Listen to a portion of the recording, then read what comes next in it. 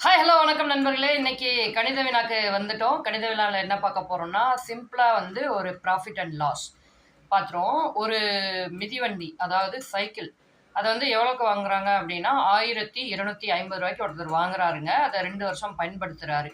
2 வருஷம் பயன்படுத்தினதுக்கு அப்புறமா ஒரு 250 செலவு செய்கிறாரு.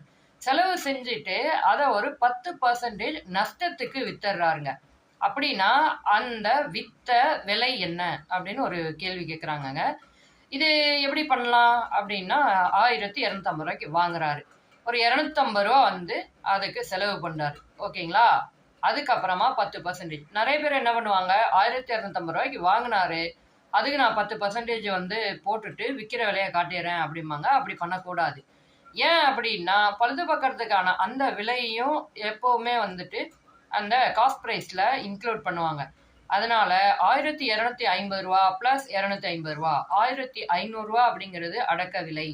அவர் 2 வருஷம் கழிச்சு வித்தாலும் 1500 விற்கணும்.